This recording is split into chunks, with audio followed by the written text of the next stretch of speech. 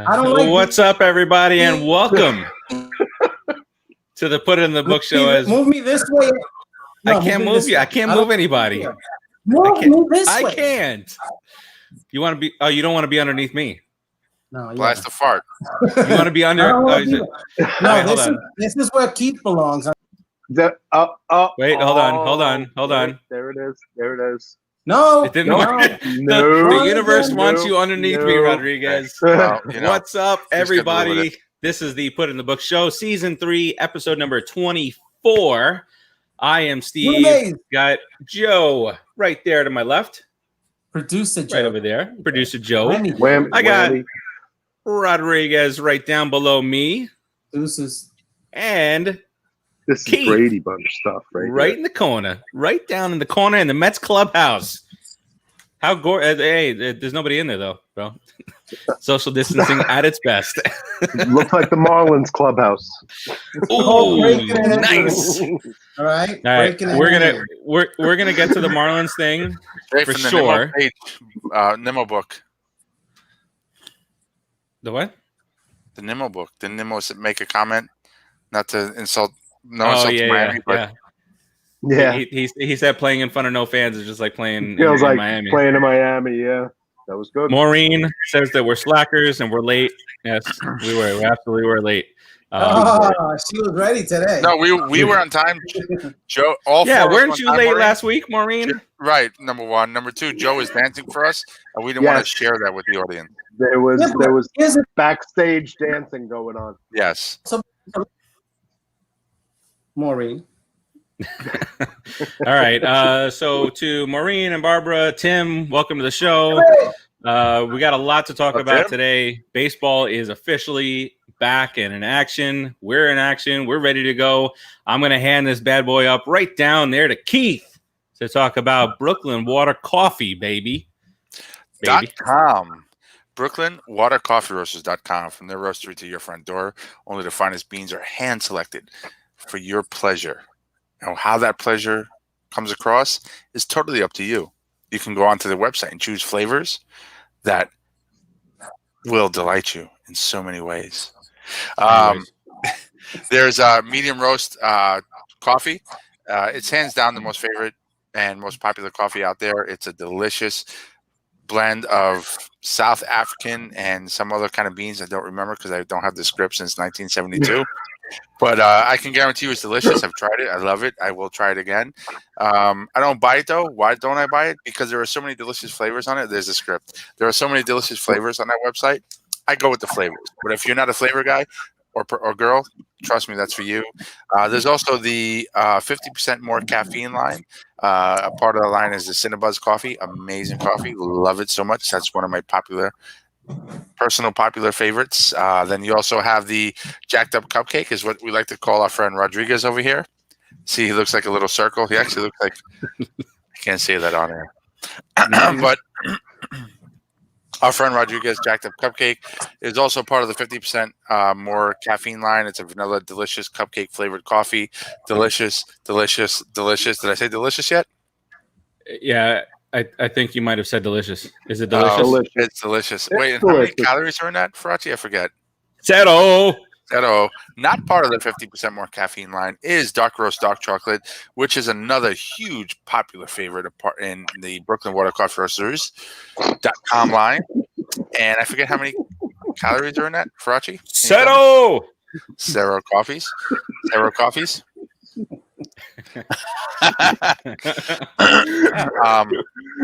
Winter Wonderland. I mean, quite honestly, every single one of their flavored coffees or non-flavored coffees is absolutely delicious. It's way better than any coffee you would get in a grocery store, hands down. It's the only coffee I drink from now on. BrooklynWaterCoffeeRoasters.com, from their roastery to your front door. If you buy 2 bags right now, you can get your third bag free.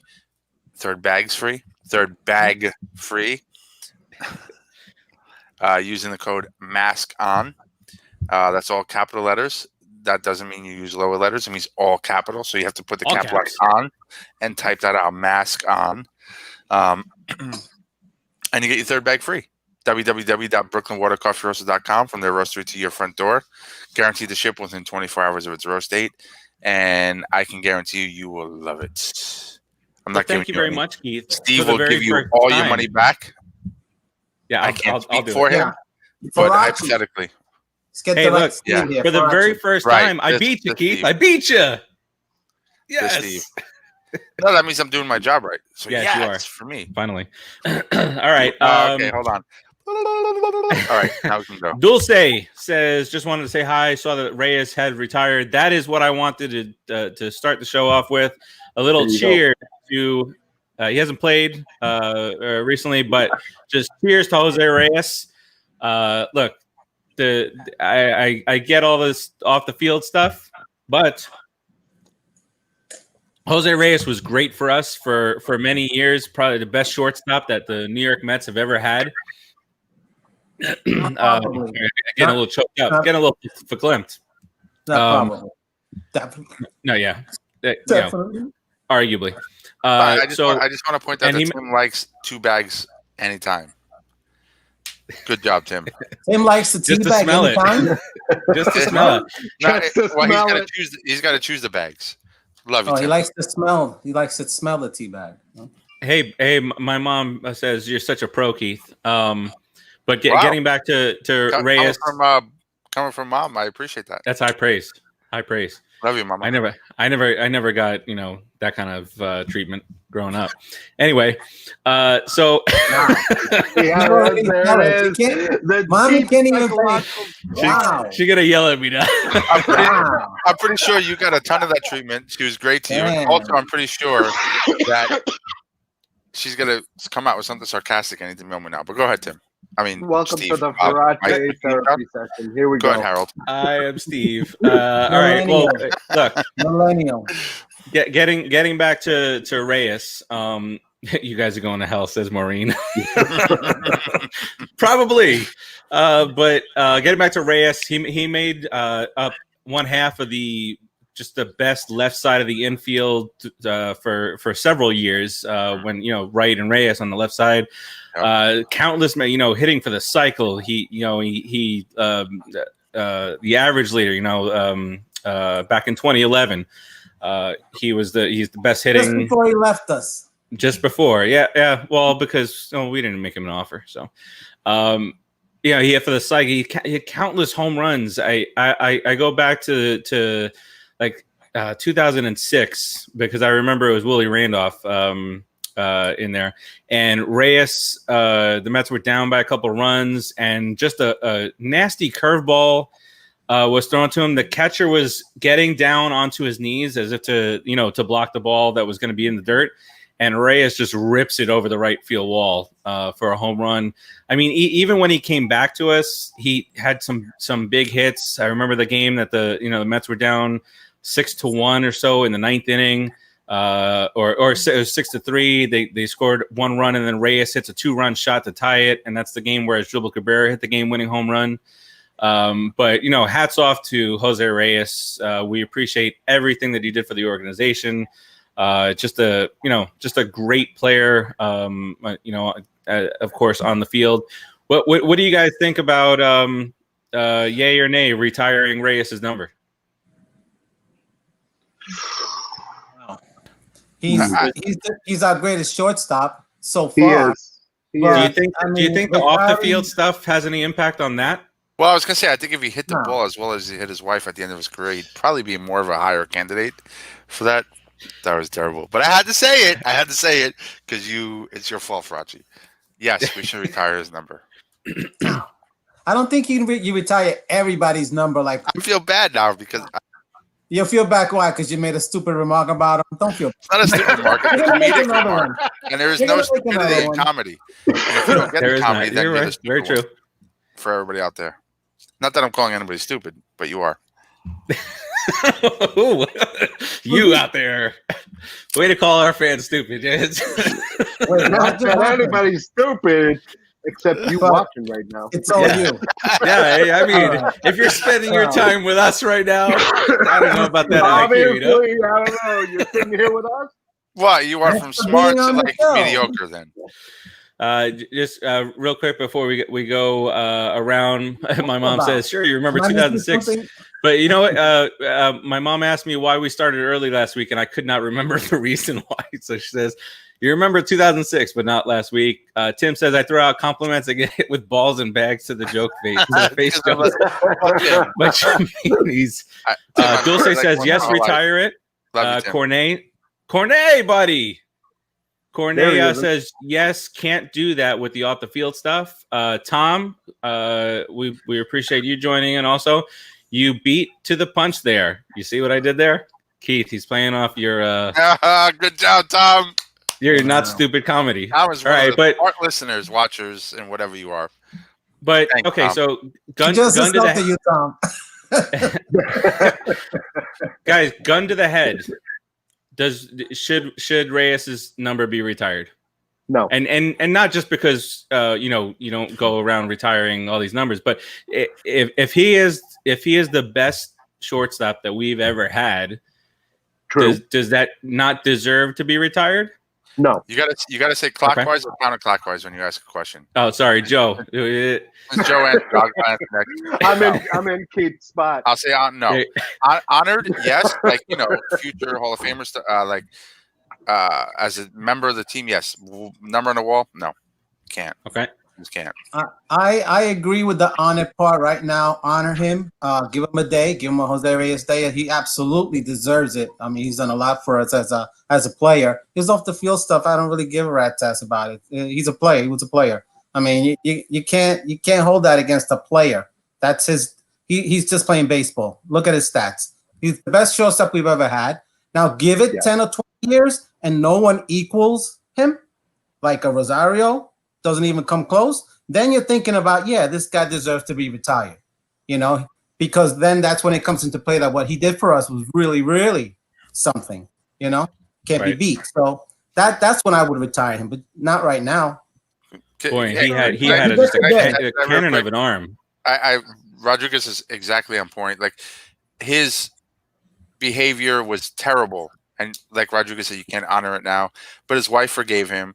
And as humans, we have to forgive mistakes. We all screw up and do stupid crap our entire lives. But you got to give it a little bit of time, to Rodriguez's point. I agree with you 100%, Rodriguez. Good point. Yep. But I'm not giving him time for the personal stuff. Don't misunderstand me on that part. I'm giving him time for the baseball statistical stuff. He can catch up to it. His personal stuff, like I honestly, it's a terrible thing he did, and I don't condone it. But baseball sense, it doesn't matter. What he did doesn't matter. And he's the best shortstop so far. If in 20 years he's still the best shortstop, then retire his number. Yep. Yeah, I agree to a certain extent. And the reason why I say opposite personal is because I feel hanging his number on the wall is also hanging his reputation on the Mets' reputation. And we had enough bruises. That's the only reason why I tie the two. But I'm not saying I disagree with you. That's just my take on it. But yeah, either way, we agree on the end result. It's a bad take, but that's okay. It's your take. I'm just saying. No. I've been dying to pipe in. Look, you dilute the honor when you overdo it. Look at the Yankees. What do they have? 48 retired numbers. The Mets have one catcher, one pitcher, two coaches. You know what I mean? It's more special, And Reyes isn't in that category. He's just not. I mean, I know he had like 400 stolen bases, 120 triples for the Mets. I mean, great numbers and a lot of great moments. But the wall, the number, no. What's Farachi's take on it? That's what I want to know. Yeah, no, I agree kind of with all of you guys, a combination of all you guys. I think you wait 10, 15 years. I mean, just those are just arbitrary numbers, just 10, 15 years to see if anybody else has equaled him. And if it's talking 10 to 15 years, it's Rosario. So you're going to be measuring him with Rosario. Wait a generation or two. Right. And I always try to set, no matter what it is, Hollywood or sports, I try to always separate the art from the artist. So in this case, the baseball and the off the field stuff kind of stay separate for me because you just have to. Didn't we talk the other day about some stat that he holds? He's only one of 8 players to have done something or to have some stats in the history of I don't remember what it in was. the history of baseball, which is, I mean, and it wasn't for a bad thing, you know, it wasn't for like a lot of guys. Reyes is amazing. It was actually for some good stats. So he was a special player. So maybe time healed some wounds for some people, and maybe in 10 or 20 years they'll let him in.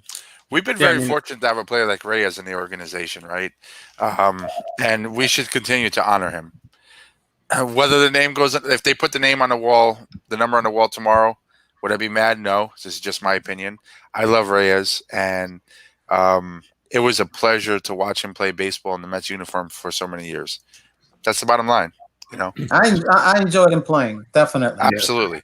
His big smile, his energy, his speed, his ability to put the bat on the ball. I mean, I can go on and on and on. He was for a minute, not for the longevity, of course, because Ricky Henderson, and that's what I'm going to compare him to. Ricky Henderson is one of a kind. But for a small piece of his career, he was Ricky Henderson-esque. Yeah. You know, with his speed, his leadoff home runs. Yeah. So to have somebody who can put like maybe 4 or 5 years of a Ricky Henderson type career together and then be above average all the other years, that's pretty amazing.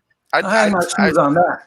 Yeah, I'll take that. No, I'm with you. But I think the next number, I know I'm going a little slow motion here, but next number that we retire, before we talk about anything else, the captain. That's it. Captain. Yeah. He's the only one that deserves consideration. Yeah. The captain. John, we'll get to tonight's game in just a bit, and then Tony, we definitely appreciate you joining. Hey guys, how about Peterson? You looked really good last night. Now lefty in the starting rotation is a plus. LFTM. Yeah, we'll talk about that in a couple of minutes. So let's wrap up the Reyes conversation. Again, I always say the off the field stuff kind of stays separate from the on the field. As bad as it is, unless you're talking O.J. Simpson, I don't know. But right, it depends. All right. Yeah, but yeah, I mean, you talk about O.J. Simpson, you're still talking about an amazing running back, So his wife took him back. Well, his wife took him back, right? Well, not O.J. Well, O.J.'s wife couldn't take him back, but his wife did. No, he made worms ate his wife, but she ain't taking him back. It wasn't that bad. Yes. All right. Let's get to what has happened since last time that we spoke. We were on air. We did the pregame show for opening day. Frozen.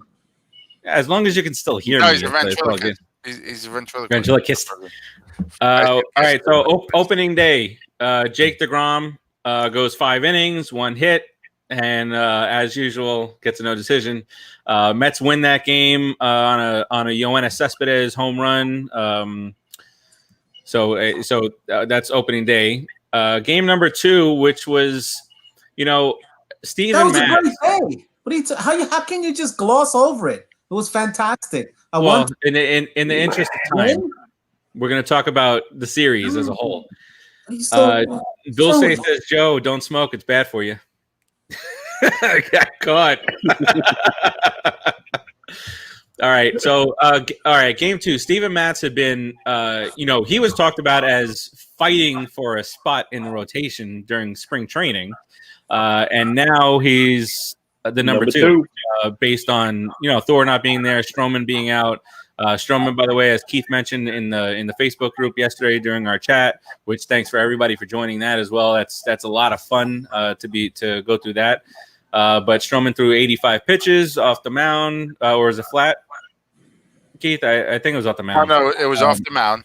He just came very good news. Example, ground ball, so on and so forth. Right. And that's a big part of his game. Is he's a tremendous fielder. But getting back to Matz, he goes from, he actually made a phone call and said, "Hey, am I out of the rotation?"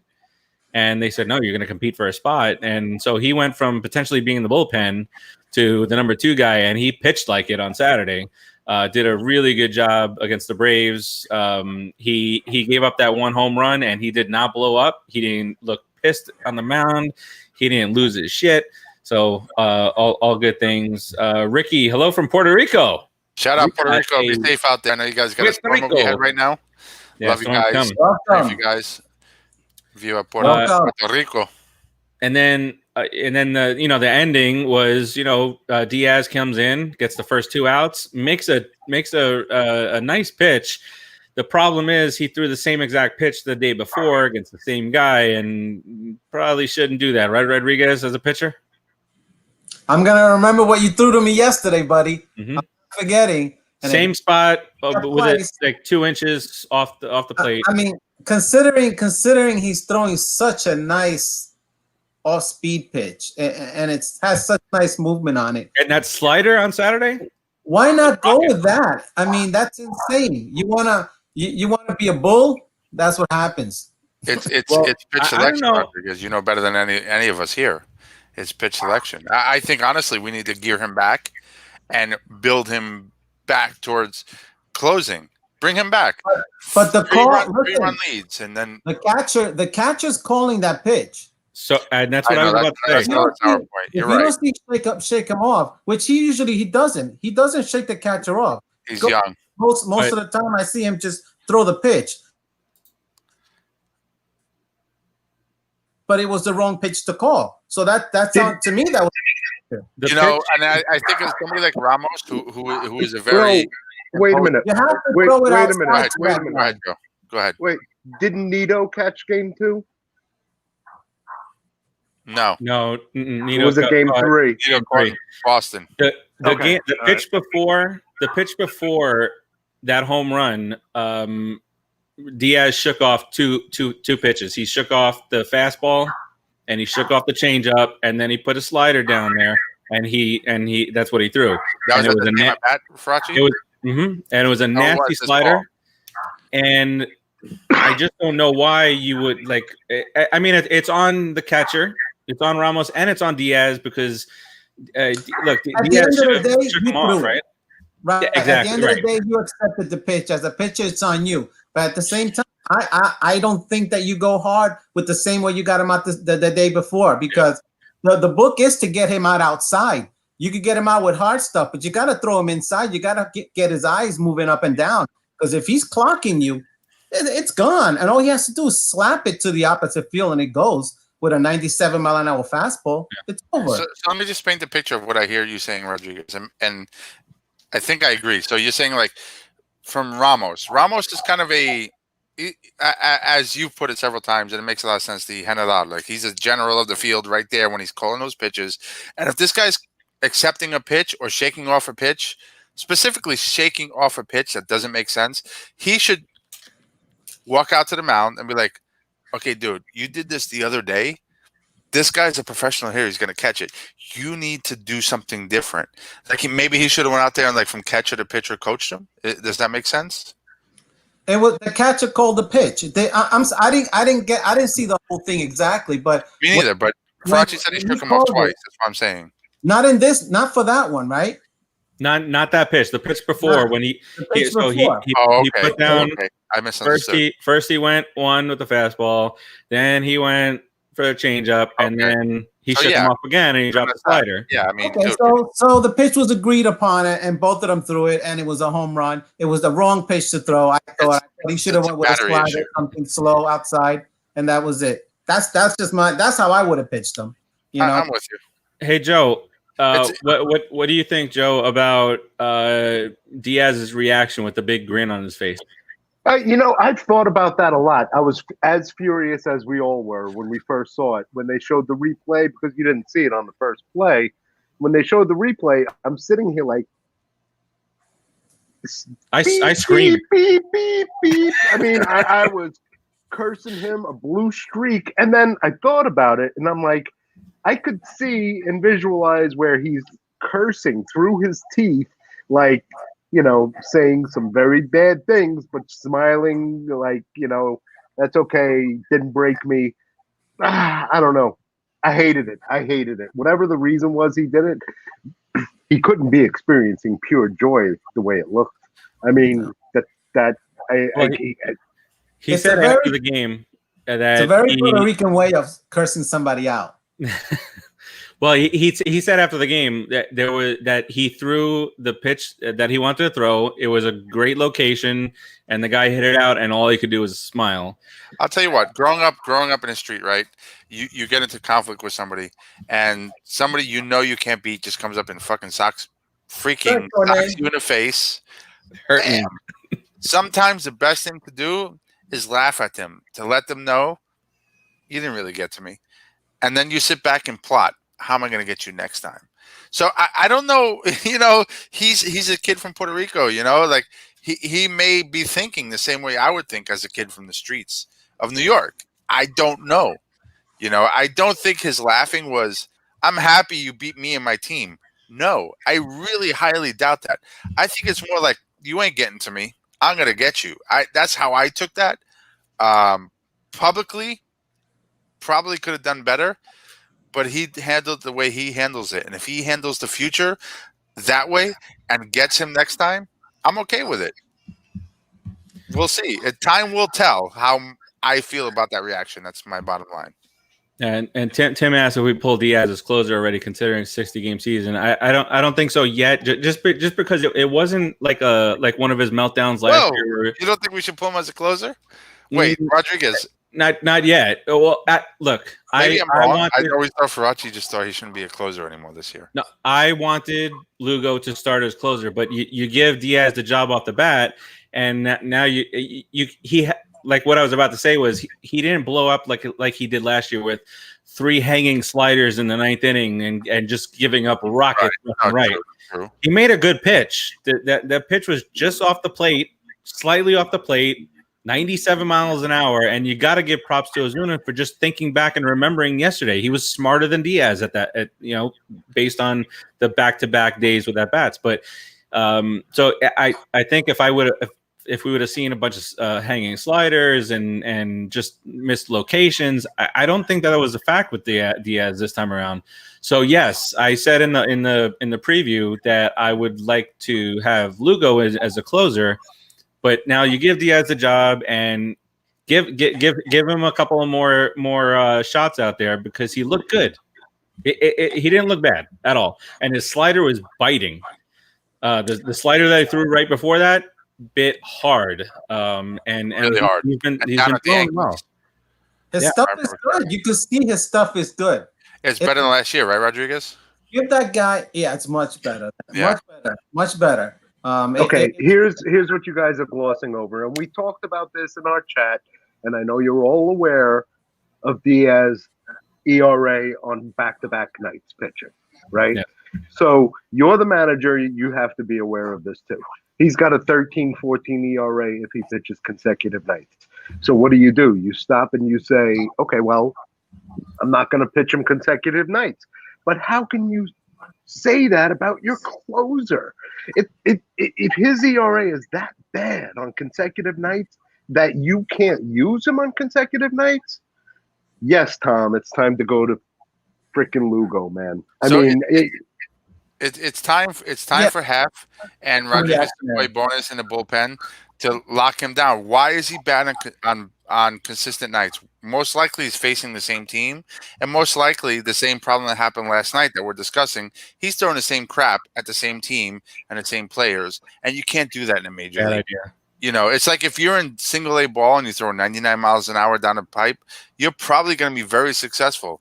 Once you start getting a double in AAA and Major League Baseball, you're going to be less and less and way less successful in that order.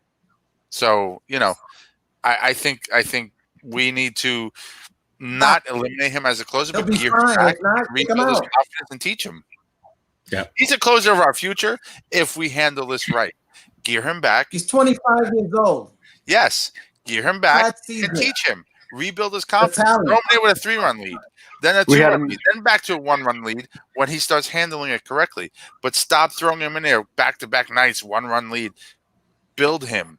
Build his confidence. Just because he did what he did in Seattle and New York are way two different things. Yeah. Build his confidence. Get him going. Teach him right. He's the closer of our future if you do so. Did I hear a Ricky Bonus sighting? Did I hear Ricky Bonus name get thrown out there? I'm doing it because that's Rodriguez's boy. I do like Ricky Bonus because he did a great job for so many years. It's not my boy.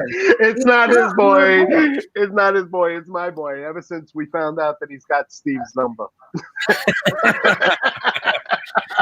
But so does somebody else who struck out. Anyway. Yeah, we don't. Yeah, well, let's not go there.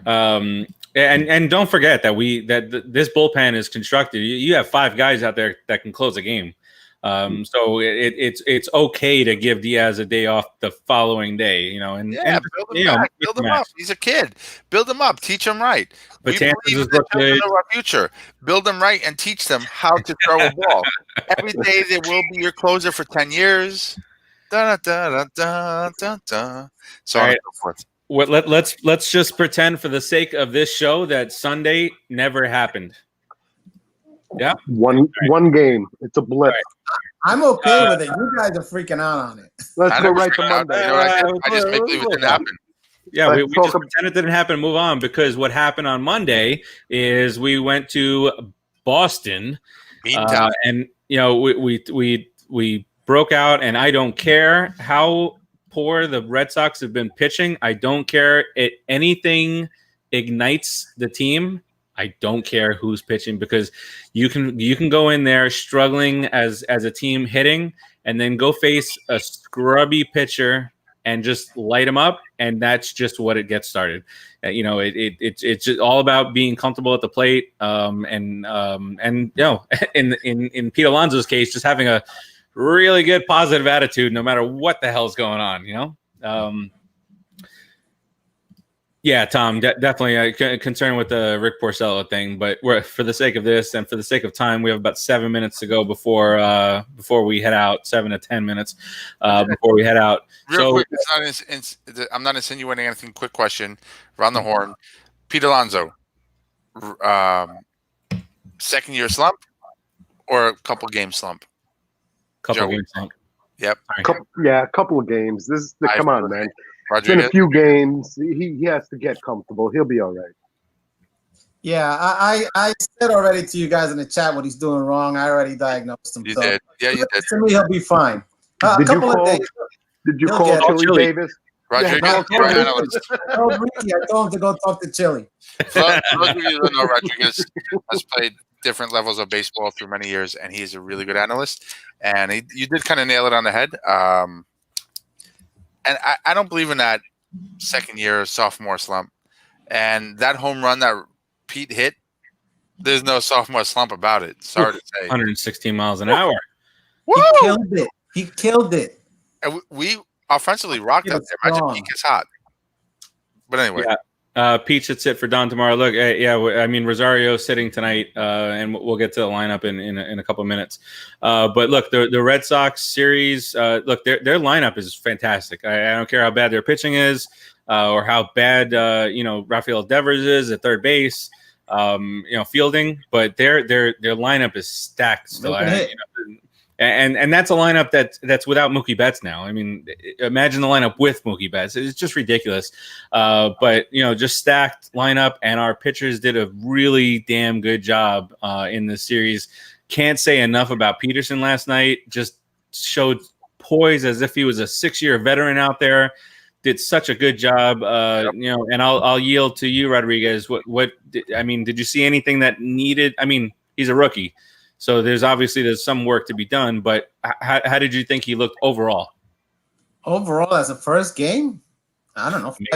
Gave up a run. 5 2/3. 5 2/3 gave up a run. I'd say pretty dang good. Kid's a big lefty. Doesn't throw that as hard as he should for his size. 94, I think, something like that. And a lot of movement though on his off-speed pitches, and that was key. I mean, a lefty's hard enough to hit. You have a decent fastball and good movement on your off-speed pitches, you're going to succeed. I'm very proud of him, man. I'm very, very happy with him. Rodriguez, what did you think about his ability to, even though he's crafty, still throw inside with some balls, kind of lighter-esque? You have to throw inside. Otherwise you're going to get it beaten. You got to get guys off the plate a little bit. Correct me if I'm wrong. Thanks, So Tim. like he was very crafty and he had a lot of movement in his pitches, but he still, to me, every once in a while took his craftiness and threw it inside to scare the people, to scare the batters, to make them think he's a power pitcher too. So his power, even though he's not Noah-esque, his craftiness and ability to pinpoint on the inside made him almost better than Noah-esque, because they don't know where the ball's coming, then all of a sudden, boom, one's underneath your chin, and and he pinpointed that. I could see, and the movement on his pitches, it excited the heck out of me last night. When I saw some of his off-speed stuff, I got excited more than a home run at some points, like, because this kid's our future. It's beautiful to watch. 94 coming inside on you, Joey. What do you think? 94 miles an hour coming inside on you. It's gonna move you back a little bit. Yeah, I mean, you're a major league hitter. You should be ready for it. 94 is really, really fast. You got to move out the way real fast. But the way he used that 94 inside was so It beautiful. looks slower on TV. That view that we get on TV from the picture, it makes it look slower. It does. Yep. They would sometimes take the camera and show it from side to side, like this is the pitcher and this is the hitter, like that. That's the pitcher throwing. Or the catcher cam.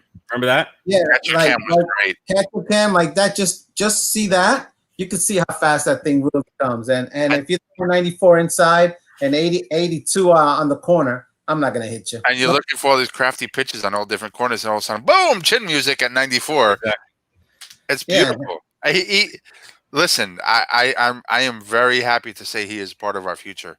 Love to see him in our lineup go forward. Well, it's one start, but well, it's a positive start. He has the talent. It's there. All right.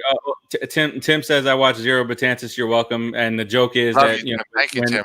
When Betances was a Yankee and he would watch, and anytime Betances would pitch and Tim was watching, he'd give up a run. But Tim has some skin in the game here because it's the Red Sox. We beat them the first 2 games. So we thank you, Tim, and we tell you to say thank you to us for beating the Red Sox. So it's like it's perfect there. All right, let's get to tonight. Mets and Red Sox. It moves over to Citi Field tonight. So let's look at the starting lineup here real quick here. We'll take it to 7:05. So we got about 7 minutes here. Let's get to one closer, Tony. Let's respond to Tony's comment there. So he doesn't we ignored him. Only one, buddy. Oh no, I popped that up there. Oh, you did? Close it by committee? I put it up on the screen. I disagree with you then already.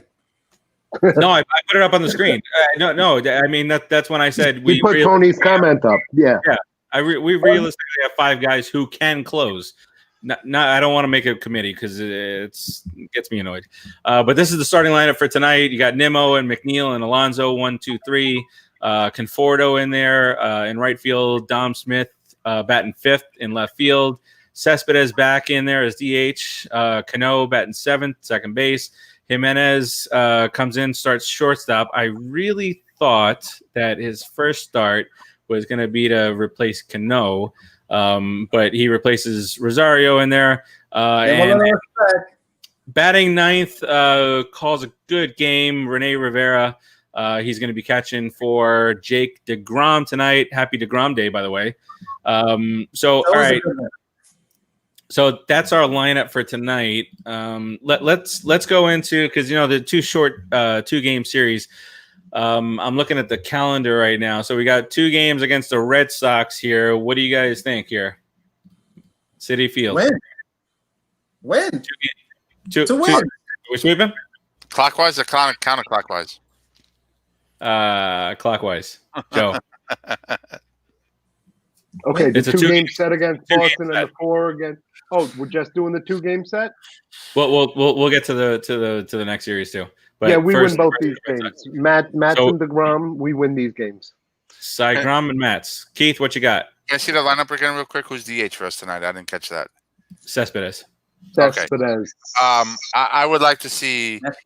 I would like to see J.D. Davis in that lineup. I know Dom Smith had a great hit last night, but It facing a tough, hard throwing right-hander, and I think I that understand plays that, into it. and I'm not against the lineup, but I still would like to see JD Davis. You gotta put a guy out there with that kind of talent every day. But we are so deep. The lineup is great. I think we're going to win both games. We got our two best pitchers. Matt's, although it didn't pan out exactly right, had a really good game against the Braves. And DeGrom is DeGrom, and the story there. I think we're going to get DeGrom's first win tonight. Please. Boom. Let's go, Mets. Rodriguez, 2 wins. DeGrom goes deep. DeGrom goes deep into the game tonight with Renee catching. They win by a couple of runs, and Matt's just he's gonna get hit hard, but he's gonna win. And I agree with the New York Yankee Politics fan, Tim, New York Yankee Politics, that we should sweep those bastards. Yeah, all right. Bunker is the the reverse psychology. Oh my God, dude, whatever, bro. No. This is his thing. No, I don't care. It's my the opposite happens. Jinx this. No, it's the opposite, Jinx. Opposite this. It's the reverse whammy. I live there. Reverse whammy. All right, reverse whammy. 3 games against the Craplana Braves, counterclockwise. Joe. Okay, so we'll have Porcello, Waka, and potentially Peterson again. Yep. I'm sorry, it's 4 games yet. So sorry. Oh, okay. So then we'll have DeGrom on the last start. Okay. It's a weird Friday through Monday 4-game series. All right. I give us 2. We're going to split that one, 2 and 2. Okay. Keith? I know it's a little Homer-esque, but I think we're going to be a little pissed off that we lost the way we did, and we're going to take 3 out of 4. Okay. Rodriguez? I mean, that would be freaking sweet.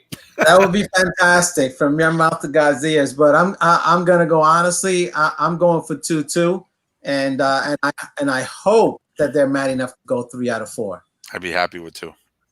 I'm agreeing 100% with Rodriguez. I think 2 and 2, but oh my God, if we can take 3 out of 4, it'd be nice to see Porcello pull it out. Yeah, I mean, look, Porcello felt horrible. He said he's been waiting his entire life. It's Seinfeld. He took it out.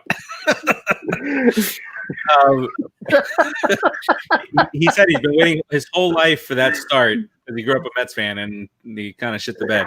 All right, that's not bad. Yeah. It feels like we could. We'll talk about this off air, but we'll talk about what day we're going to do a show next week. They are off next Thursday, but we'll talk through that. And then after that is a 2-game set. So we have 8 games potentially between the next show, and we may or may not do a pregame or postgame, here and there throughout the season. Because the pregame show that we did on opening day was pretty fun. It was a nice, quick little 20-minute thing that we did. But the Nationals, the dirty, disgusting Nats, Tuesday and Wednesday. Joe, what do you got? That'll be Mats and Porcello again. I got to split that game 2. It's got to be 1-1. Until Porcello gets my faith back, Come on, Porcello. Yeah. Keith, what you got? I'm splitting it. You're splitting it. I don't know who's going to pitch for the Nats. Otherwise, I mean, the safe bet is to split it, but I think we could go 2-0, depending on who's pitching for them. I don't think they can with us. I think we're a better hitting team than they are. I agree, and that's definitely not going to be Strasburg because he's got a nerve issue in his wrist right now, so it's not going to be him. Corbin and Schnauzer, they're pretty good. Tell me now how big you guys know I wanted to go after Corbin, and that Corbin signing has been really good for them. It's been very good for them. All right, and then just to for the last 30 seconds, the series after that is going back home to Citi Field against if they're playing by then, the Marlins, who just can I go on a 30 to 45 second rant here? The Marlins team is completely, utterly stupid, selfish, unbelievable. And for them to, they're playing in exhibition games in Atlanta, and for them to go out, strip club or whatever they did, and just party it up when the rest of the country is saying, do not do that. And you're part of a sports team, and then we get wind of a group chat, and they know that Urena was tested positive for COVID-19, and they said, let's play anyway. A week, fast forward to today, 16 players have now tested positive for the virus, 2 coaches. And the Phillies are pissed, and I don't blame them whatsoever. Here's my stance on this. And they paused the Marlins season until Monday. They paused it. Look, the whole reason why there's a 30-man team basically waiting just on the outside for a team to call them up. That's the whole reason behind this. I don't care how bad these guys are, AA, AAA, scrubs in the majors, let them play the games. Or they should forfeit the season, and we figure out the schedule, forfeit the season, and everybody in that went out to party needs to be fined, and everybody from Don Mattingly, the manager, all the way up to the general manager, whoever else, needs to be fined. It was the most ridiculous thing that I've seen since this whole COVID thing.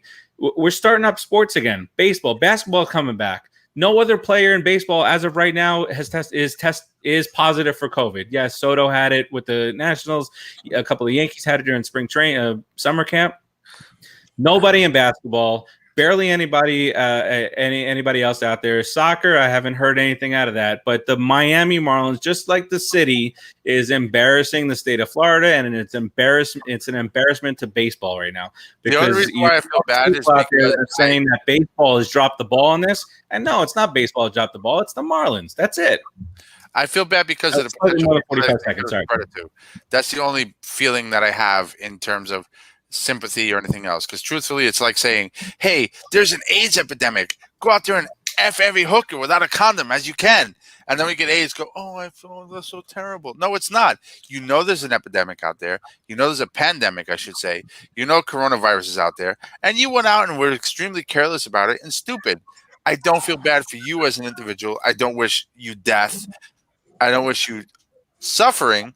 But I feel bad for those people around you that you spread it to, because I don't know how many of those 14, 16 players, 2 coaches were involved in it hanging out. It could have been half of them. I don't know the other people within the clubhouses that are getting sick because of them.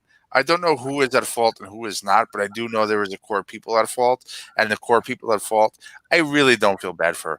It's the people around them, their families, baseball in general, the fans in general, and the other players who were behaving and doing what they should be doing, who are now sick and potentially their life at risk because of your stupidity and carelessness. And you should be more careful.